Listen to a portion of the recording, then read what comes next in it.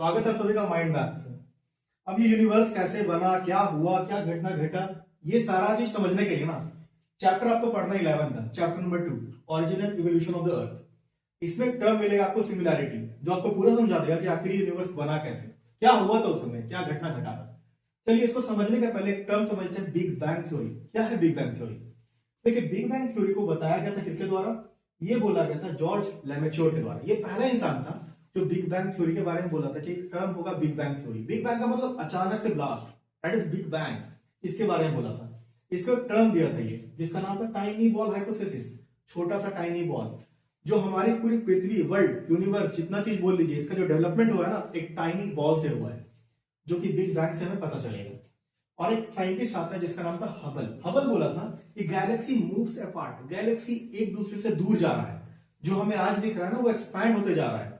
जो आज दिख रहा है वो पहले बहुत ही छोटा सा टाइनी बॉल था और वो धीरे धीरे एक्सपैंड हो गया। अब ये घटना आपको समझ में नहीं आया होगा कि आखिर अभी तक हुआ क्या, किस तरीके से बना, किस तरीके से फटा, किस तरीके से हमारा, कुछ जरूरी नहीं है। अब समझते हैं आखिर वो घटना घटा क्या था। देखिए, यहां पर आपको समझना है कि एक छोटा सा टाइनी बॉल, दिमाग में पिक्चर बनाइए, छोटा सा टाइनी बॉल, एक छोटा सा डॉट पॉइंट। अब कोई छोटा सा डॉट है तो उसका वॉल्यूम क्या होगा? बहुत कम। कोई चीज बड़ा है तो बड़ा वॉल्यूम, छोटा है तो छोटा वॉल्यूम। तो एक छोटा सा वॉल्यूम है, छोटा सा पॉइंट है, तो वॉल्यूम बहुत कम हो गया, समझना होगा। अब जितना पॉइंट बोलूंगा, हर पॉइंट के साथ क्वेश्चन बनेगा एग्जाम में। एक छोटा सा पॉइंट है तो छोटा पॉइंट का वॉल्यूम क्या हो जाएगा? बहुत कम। ठीक है, इस छोटा सा पॉइंट का वॉल्यूम तो बहुत कम है, लेकिन इस छोटा पॉइंट के साथ एक खासियत है, इसका टेम्परेचर इनफाइनाइट है, बहुत ज्यादा। इसका डेंसिटी इनफाइनाइट है, बहुत ज्यादा। इसका ग्रेविटी इनफाइनाइट है, बहुत ज्यादा। तीनों पॉइंट याद रखना है। एक छोटा सा टाइनी बॉल, क्या है इसके साथ?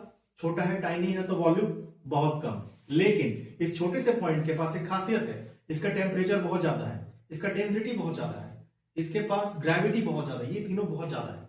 अचानक से 13.7 बिलियन ईयर्स अगो, पृथ्वी के फॉर्मेशन से भी तकरीबन 3 गुना साल पहले एक एक्सप्लोजन होता है। अब ये एक्सप्लोजन कौन किया मत पूछिएगा, किसी को नहीं पता एक्सप्लोजन कौन किया। इसलिए धरती में गॉड एग्जिस्ट करते हैं, क्योंकि भगवान के द्वारा किया गया होगा। एक एक्सप्लोजन होता है, जैसे ही एक्सप्लोजन होता है ना, तो रैपिड एक्सपेंशन होता है कुछ क्षण में। जैसे एक्सप्लोजन हुआ, क्योंकि देखिए यहां पर तीनों चीज था जिससे कि मैटर बनाया जा सकता था। टेम्परेचर भी था, डेंसिटी भी था, ग्रेविटी भी था, तीनों चीज मौजूद था। जैसे ही एक्सपेंशन हुआ, जैसे एक्सप्लोजन हुआ, कुछ क्षण में उस टाइनी पॉइंट का भयंकर रूप से एक्सपेंशन हो गया, बहुत तेजी से वो फैला, बहुत तेजी से। लेकिन कोई चीज तेजी से फैलेगा लेकिन धीरे धीरे उसका रफ्तार कम हो जाएगा। ये क्वेश्चन यूपीएससी में पूछा गया है। एक्सपेंशन कंटिन्यूअस था, आज भी हो रहा है, रुका है, समझना है। एक्सपेंशन हुआ लेकिन एक्सपेंशन धीरे से स्लो हो गया, रुका नहीं है। आज भी यूनिवर्स एक्सपैंड करते जा रहा है, लेकिन वो एक्सपेंशन स्लो हो गया। कब हुआ? देखिए, जैसे एक्सप्लोजन हुआ तो कुछ सेकंड में तो रैपिड एक्सपेंशन हो गया, लेकिन कुछ सेकंड बाद वो स्लो हो गया। वो तो आज भी रहा है लेकिन स्लो हो गया।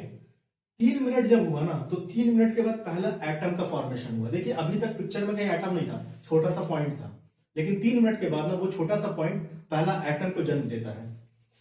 3 लाख साल बाद, जब 3 लाख साल बीत गया, तो टेम्परेचर वहां पर घट गया। मैंने बताया था ना शुरू में इनफाइनाइट टेम्परेचर था। 3 लाख साल के बाद टेम्परेचर घट जाता है, एटॉमिक मैटर का फॉर्मेशन स्टार्ट हो जाता है और यूनिवर्स ट्रांसपेरेंट हो जाता है। मतलब अब धीरे धीरे यूनिवर्स का फॉर्मेशन स्टार्ट हो गया। फिर सिंगल सा छोटा एटम, सिंगल सा छोटा पॉइंट से यूनिवर्स का फॉर्मेशन हुआ। छोटा पॉइंट क्या था? Infinite temperature, infinite volume, infinite temperature, infinite density, infinite gravity, लेकिन वॉल्यूम बहुत कम। तो इस तरीके से आपका बिग बैंग हुआ, इस तरीके से एक्सप्लोजन हुआ। देखिए, जब एक्सप्लोजन हुआ ना, तो एनर्जी मास में कन्वर्ट हो गया। आइंस्टीन का एक थ्योरी है, E is equal to MC square, मतलब energy is equal to mass into charge का स्क्वायर। तो एनर्जी जब भी कन्वर्ट होगा ना, तो मास में कन्वर्ट होगा। तो यहां पर हुआ क्या कि जब एक्सप्लोजन हुआ ना, तो बहुत ज्यादा मात्रा में क्या निकला? एनर्जी निकला, बहुत ज्यादा मात्रा में एनर्जी निकला। और जब वो बहुत ज्यादा मात्रा में एनर्जी निकला, तो कुछ समय के बाद वो मास में कन्वर्ट हो गया। तो is equal to MC square भी प्रूव होता है यहां से। साथ में जब एनर्जी मास में कन्वर्ट हुआ, तो पहला पार्टिकल जो बना, पहला पार्टिकल, उसी पार्टिकल को गॉड पार्टिकल्स कहा जाता है। तो बहुत बार गॉड पार्टिकल्स के बारे में पूछा जाता है। तो सिंगुलैरिटी के समय जब वो एक्सप्लोजन हुआ ना, एक्सप्लोजन के बाद जब पहला पार्टिकल बना, उस पहले पार्टिकल को कहते हैं गॉड पार्टिकल। इस गॉड पार्टिकल को प्रूव किया था पीटर हिग्स ने 1960 में, जिसके लिए 2012 में उन्हें नोबेल प्राइज मिला। एक एक्सपेरिमेंट हुआ था जिसका नाम था लार्ज हेड्रोन कोलाइडर एक्सपेरिमेंट। उस एक्सपेरिमेंट में भी जिस पार्टिकल को बनाया गया था ना, वो पार्टिकल गॉड पार्टिकल था, और वहां से प्रूव किया गया था कि जब यूनिवर्स का फॉर्मेशन हुआ था ना, तो एक टाइनी बॉल से हुआ था। अब देखिए, आपको एक टर्म समझना होगा कि यूनिवर्स एक्सपैंड कर रहा है, मतलब कि जितना यूनिवर्स है ना, एक दूसरे से दूर जा रहा है। इसको प्रूव करने का एक तरीका था, वो था बैलून एक्सपेरिमेंट। बैलून एक्सपेरिमेंट क्या कहता है कि अगर आपके पास एक बैलून है, उस बैलून में आप 2 डॉट डाल दीजिएगा, एक डॉट यहां और एक डॉट यहां। अगर आपके पास बैलून में 2 डॉट है और उसके बाद अगर आप बैलून को फुलाते हैं तो आपको दिखेगा ये दोनों डॉट एक दूसरे से दूर चला गया। पहले देखिए, ये डॉट नजदीक है, लेकिन समय के साथ ये दोनों डॉट एक दूसरे से दूर चला गया। ये प्रूव करता है कि किस तरीके से यूनिवर्स जो है ना, इसी तरीके से एक दूसरे से दूर जाते जा रहा है। मतलब एक यूनिवर्स अपना, दूसरा यूनिवर्स, तो दोनों यूनिवर्स एक दूसरे से दूर जा रहा है। ये बैलून एक्सपेरिमेंट भी इस बात को प्रूव करता है। लेकिन हाँ, एक प्रॉब्लम है बैलून एक्सपेरिमेंट में। आप जब एनसीईआरटी की बुक को पढ़िएगा, वहां बताया गया है कि बैलून एक्सपेरिमेंट में ये होता है कि जो डॉट है ना, ये डॉट भी बड़ा होते चला जाता है, लेकिन यूनिवर्स कभी आपस में बड़ा नहीं हो रहा है, खुद में बड़ा नहीं हो रहा है। वो एक यूनिवर्स और दूसरे यूनिवर्स के बीच में डिस्टेंस बढ़ते जा रहा है, जो कि आप यहां समझ सकते हैं कि क्या हुआ। यहां पर सिमिलैरिटी हुआ, एक्सप्लोजन हुआ। एक यूनिवर्स ए है, एक यूनिवर्स बी है। ए और बी का डिस्टेंस कम था, समय के साथ ये डिस्टेंस बढ़ते जा रहा है और बढ़ गया, और धीरे धीरे अभी भी बढ़ते जा रहा है। इस पूरे सिस्टम को कहते हैं सिमिलैरिटी, और ये पूरा सिस्टम आपको बिग बैंग समझना है, जिसको एक्सपैंडिंग यूनिवर्स हाइपोथेसिस भी कहते हैं।